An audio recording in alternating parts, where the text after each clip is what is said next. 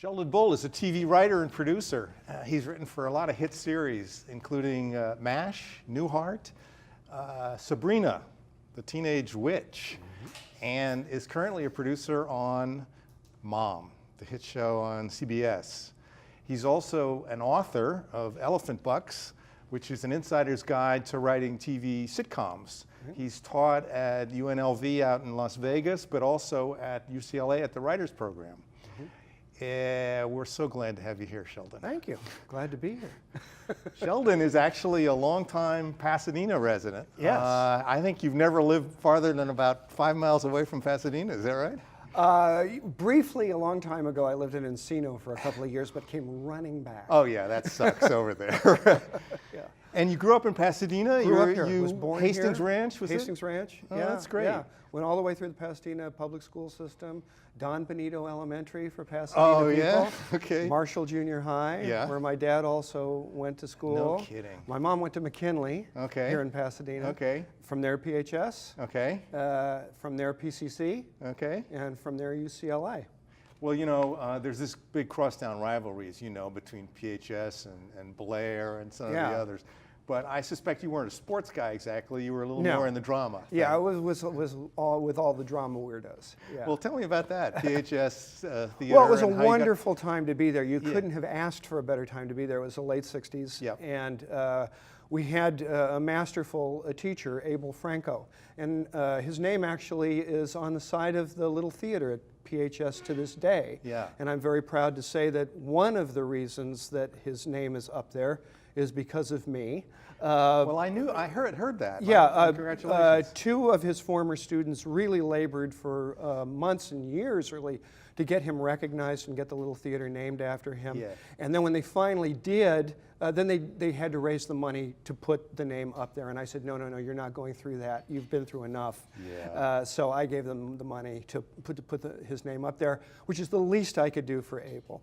Well, you know, that's the thing about a lot of us who were in the performing arts or theater or TV had a drama teacher who really changed our lives. I mean, at a time when we were sitting in our rooms or whatever, and this was our tribe, and they introduced us. Yeah, it gave you a home. It gave me a home that I didn't really have prior to that. Yeah. And he had this really dynamic high school drama department at PHS from the early 60s well into the 70s. Right.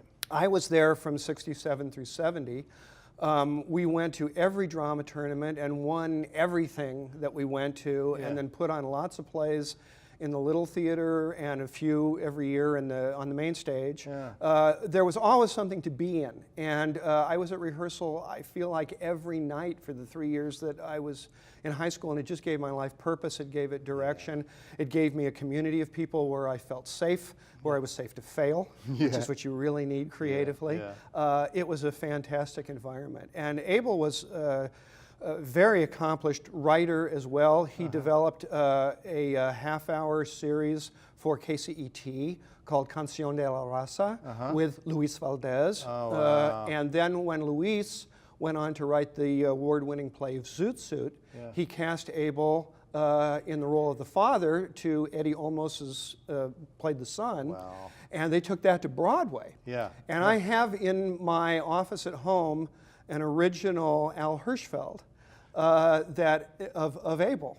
And my wife went and got the original for me and gave it to me as our first anniversary. How lucky you were to have him. So he's there every day with me, looking over my shoulder while I'm working, and I thank him every day. Well, so you were an actor at that point, Yeah. right? This was I wanted to be an actor. This was in high school, you were in all the shows and everything? It's where a lot of people start, you know, Yeah, it's your first opportunity to be in plays, and, Right. and I was very excited about it and loved it, and as I say, I was always in something. Yeah.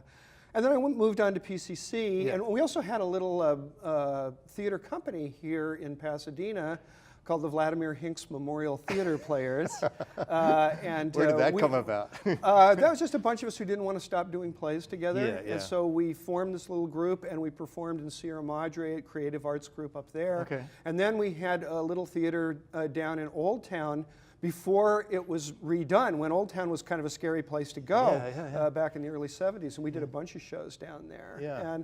But then I realized I didn't really have the talent for acting professionally. You know, I was good enough for a small show and everything. Right. So then I got into writing. But you were at PCC and you were majoring in.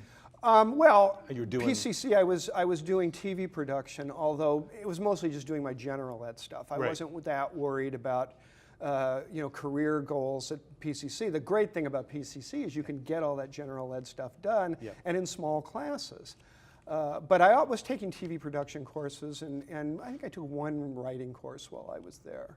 And but then you in a studio very much like this one at PCC with cameras that were 12 times the size of the ones that we have here. Yeah. So then you transferred over to UCLA. UCLA, yeah. So you did your undergraduate there. Yeah, yeah. And were you doing theater and stuff? No, I went right into the motion pictures and television department at UCLA. Okay. I had a couple of friends who were there already and had encouraged me to come, and I had a friend from high school who wanted to write with me. So we started writing screenplays at UCLA. As an undergraduate? As an undergraduate, yeah.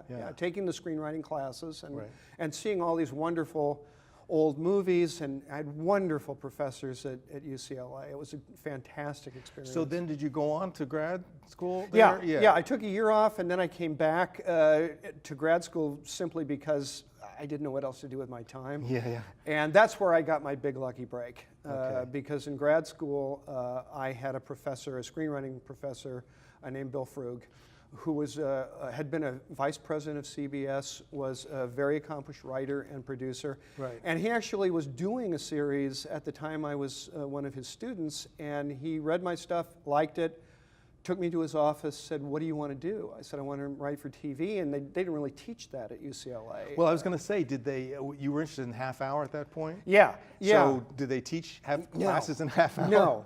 No, they most militantly did not. Yeah. It was just screenwriting. Yeah. So I just wrote stuff on my own, but when Bill asked me if I had anything, I had a stack of spec scripts that I had written on my own time, so I was able to bring those in.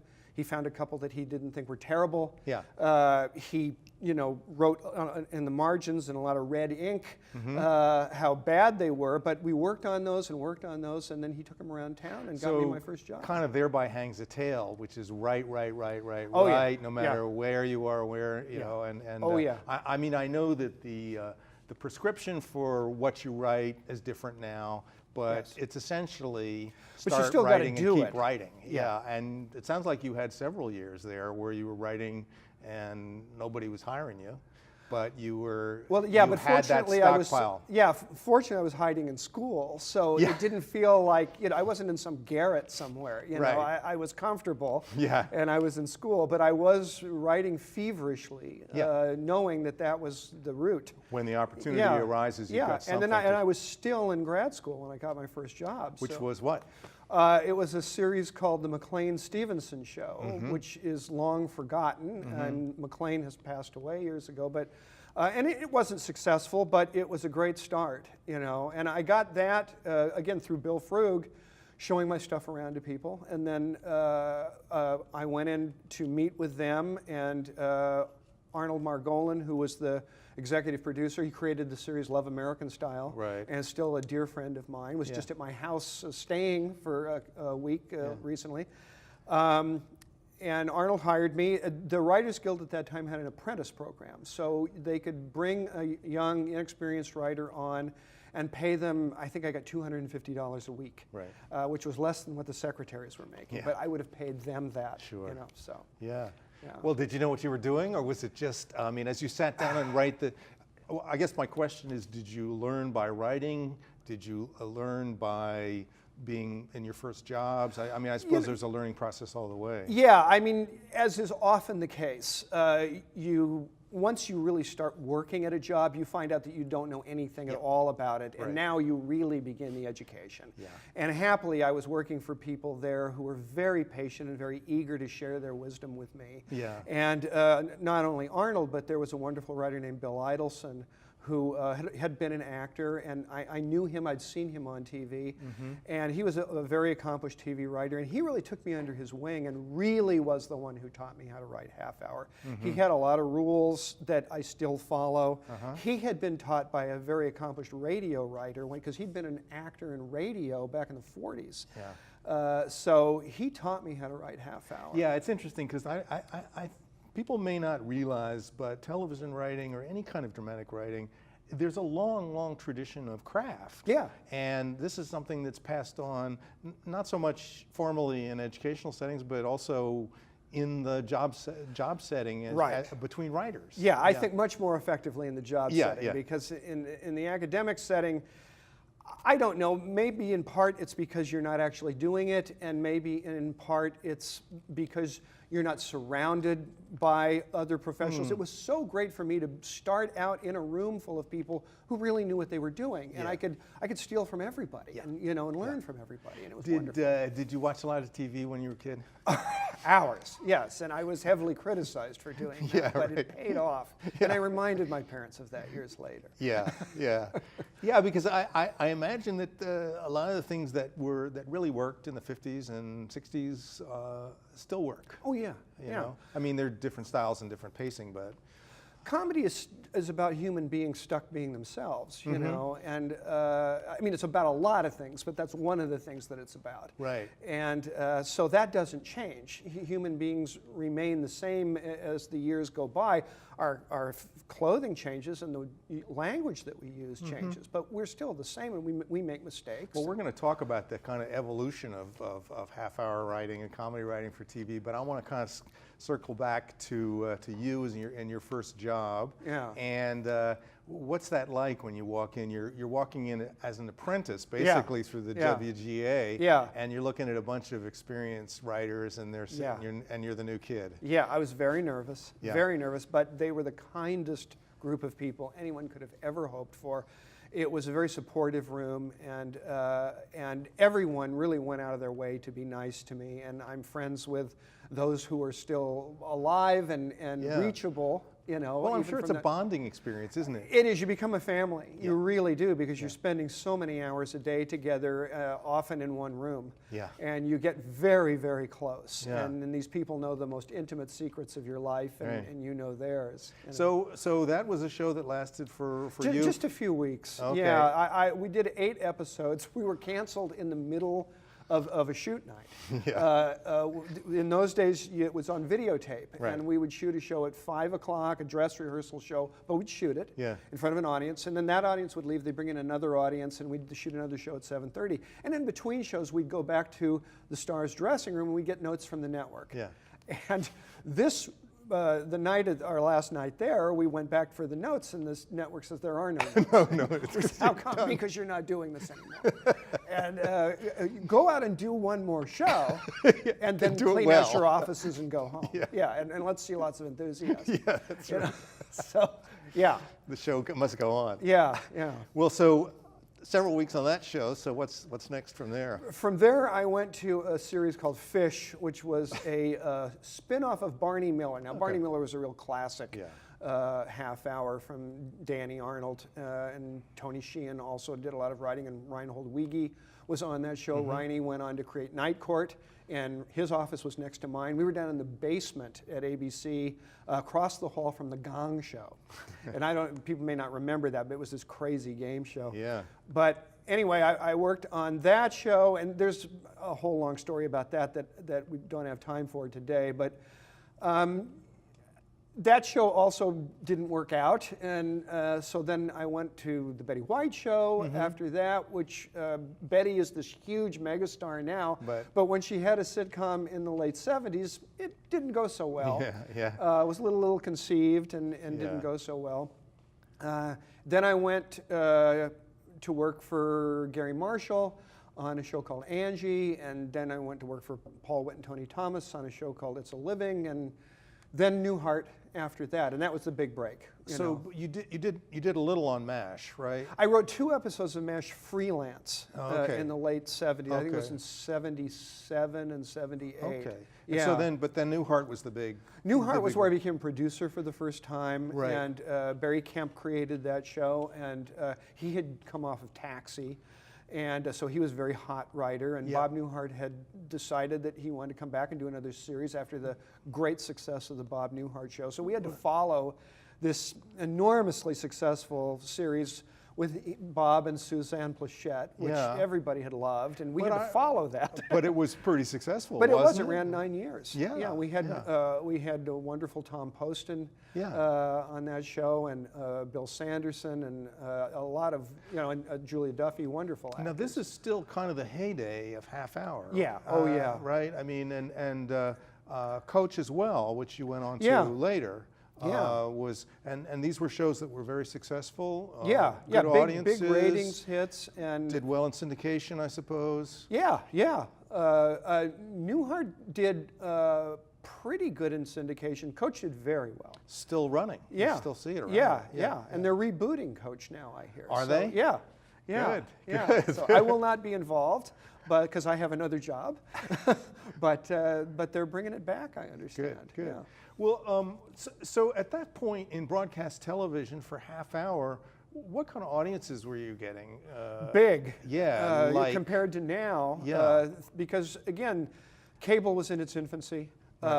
Even Fox in the early part of my career wasn't even there. Yeah. And then when they started, they started slowly, as a network must. ABC really was still a fairly new player when I started. Even though Right. they'd been around since the 50s, they hadn't really had much audience share until Happy Days and Laverne and Shirley. Gary really had a lot to do with bringing ABC to life. Right. But the audiences were enormous, you Yeah. know. I mean, it was really ABC, CBS, NBC. NBC, and Fox then hadn't Fox quite- came in Uh-huh. in the late 70s or early 80s. Yeah. But there wasn't much cable. But in effect, for writers, because there were just the 3 networks, there was probably less work for writers than there might be today, because of cable. Am I right about that? It's hard for me to be sure about that. There were probably, when you look at how many shows are being produced right now, there Yeah. probably were less Yeah. in those days. But it seemed like you could go from show to show. You were always working. Now people are very worried about losing a job, that Right. they'll never find another one. But I think, yes, there are a lot more shows now because there's so much stuff on cable. There's even stuff that is being streamed now. There's Sure. stuff on Netflix and Amazon, and everybody's creating content now. Do you think that the way up, I mean, you've described your journey and your path and your successes. Is it vastly different now for young writers coming in than it was for you?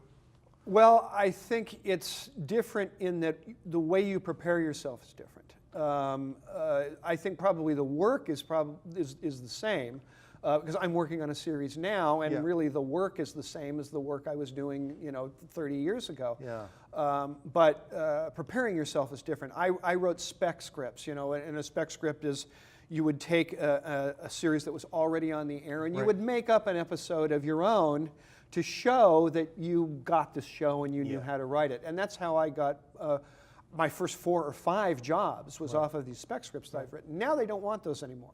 Now they want writers to write spec pilots, so make up a whole Original. series, create characters or whatever. A lot of people who are trying to break in are doing series on the web. One of our writer's assistants, who is also a staff writer on Mom, has a cable series, well, not cable, it's a streamed series called LA Beer, and he just sent me the first 5 episodes a couple days ago. Yeah. So, they're doing it themselves Yeah. and showing, that Well, they can do it. I always say that the technology today is so great for writers because Yes. you can do, and for directors and producers, because you can do so much with a lot less than it used to be. Yes, you don't need the whole absolutely. studio machinery. We were still splicing film, Yeah. and editing videotape off of cassettes, on a stack of machines. Yeah. Now everything is digital, everything is done on the Avid, and they can turn the show around in a matter of hours. It's astonishing. But I know you'll agree that the technology aside, the story skills are absolutely the same as they've That's all the always same. been.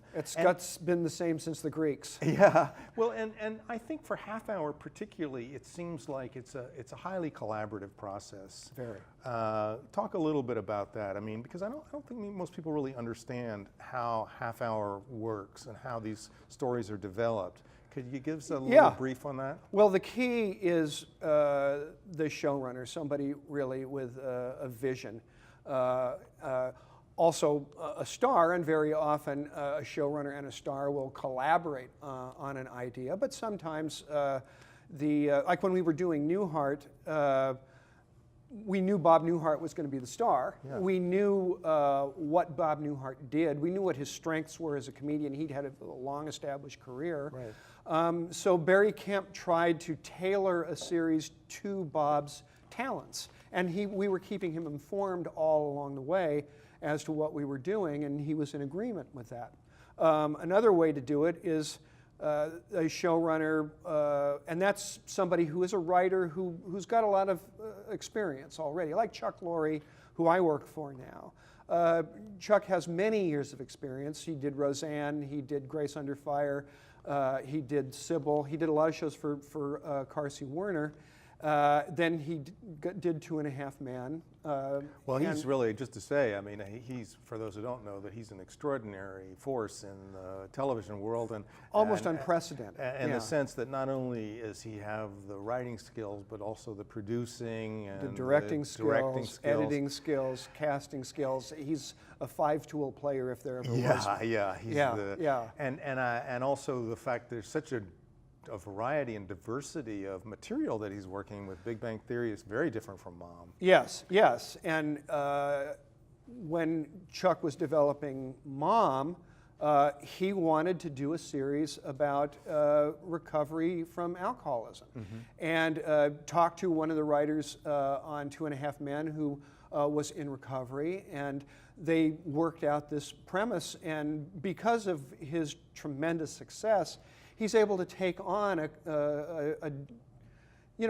challenging topic like this. Well, yeah, I would imagine that he's got a little more leeway than somebody who's coming in. They're not going to trust that to somebody who's inexperienced, but someone with this much experience and this much success, they're willing to trust. And it's paid off for them because they've got a hit show now. Well, one of the things that's developed in Half Hour, as you know, I mean, in the 20 or 30 years, really, honestly, is that they're taking on bigger themes, more complex relationship, some darker issues. Yes. And years ago, I'm sure people would say, well, you can't do comedy about alcoholism or recovery. Yeah. But, we know that you can. But how do you do it? I mean, what's the secret there? I mean, in a sense, do the writers think, well, today we're going to work out something about suicide or teen pregnancy, or do you think in terms of themes, or is it something that the characters kind of develop from? I would say that it's mostly been character driven. It's funny because there is a little anecdote on that. Gemma Baker, who is one of the co-creators of Mom, loves to tell the story. She was working on 2.5 Men, and Chuck asked her, do you think we can do a half-hour comedy about recovery? And her first thought was no. And he said, well, let's do it anyway.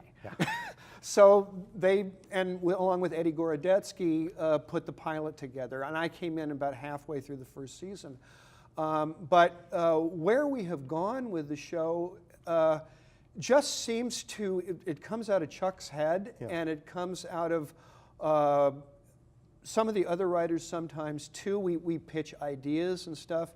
But he has such a vision, such a grasp on this world, and such a clear idea of the struggle that he wants to portray, that as you'll start looking around at the parameters of that, what it's like to be in recovery, what it's like to have no money, what it's like to be a single mom, You know, stories just spring from that. And Well, then we kind have of. these wonderful characters. Yeah, I was going to say kind of welcome to America. Yeah. I mean, and that's the chord that it strikes. Yes. Because, you know, the gut reaction, the initial reaction is, oh, you can't do that. But then you realize the millions of people who are experiencing this, and they want a way to experience it vicariously and with humor. Yeah. And believe me, there were conversations in the room about, can we have one of our characters give up a baby for adoption on a half-hour comedy? Right. Can we have a beloved character die on a half-hour comedy? Right. Can we have one of our main characters slip and go back into using on a half-hour comedy? And the answer was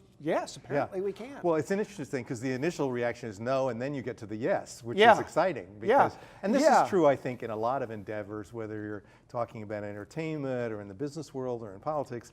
You know, you really want to try things that are risky and that don't that you can fail at. Yeah, I think so. And I think when people look back on Mom, one of the things that they'll admire about it is that, yeah, on all the stuff where your initial reaction would be no, we went ahead and did it anyway, and then it really paid off. Yeah, I remember a writing teacher of mine or somebody saying, you know, write the thing that you really resisting writing. Yeah, you know. Yeah. I had a screenwriter say to me one time, write the thing you fear most. Yeah, you know, that's a better way to put it. You know, that isn't always the best way to go, but yeah, especially when you know how to do it already, it's great to challenge yourself and paint yourself into a corner. Well, it helps to have good casting too, and it sounds like you were fortunate, and also it was great choices. Yeah, and credit goes to Nikki Falco, our casting person. And I mean, I wasn't around for the casting of this series originally. I wasn't working there, but I see the people that are brought in, you know, week in and week out to in guest starring roles. There's just wonderful casting people on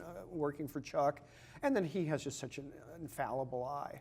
Well, and the leads are just we're so very lucky. smart. We're so lucky to have Anna Faris and Allison Janney, just complete pros. Yeah. Two most delightful people I've ever worked with. Yeah. They get better and better every week. And the thing is, I know you're not just saying that, because no, you don't just say that No, shit. I don't. You know me well enough to know that I don't just say that. Yeah. I have worked with actors who were very challenging. Yeah. And this can be a problem for in television, is because the actors are part of the reason for the show. Absolutely. And so you really have to, and they have their reasons, creative and other reasons. Absolutely. But and they have every right to have strong views and all of that. We just have two women. I mean, we have a whole group of women on our show, but particularly our two leads, who are just so strong and so good and such pros and love each other so much. Yeah. And they're willing to take chances together, and it's just wonderful to watch. Well, this is delightful, Sheldon. I hope you'll stay for one more segment so we can talk a little more. I want to talk about 2-hour parking, so I yeah. We want to talk about your book, Elephant Bucks. Okay. We want to talk about your teaching, and I want to talk a little bit more about the process of writing and the process of working on the show. And a little bit about the future of television. I mean, where we're going, because that's a big question. I'm sure you got opinions about that. Yeah, well, I'm as lost as everyone else. But We'll see you in a little bit. Okay.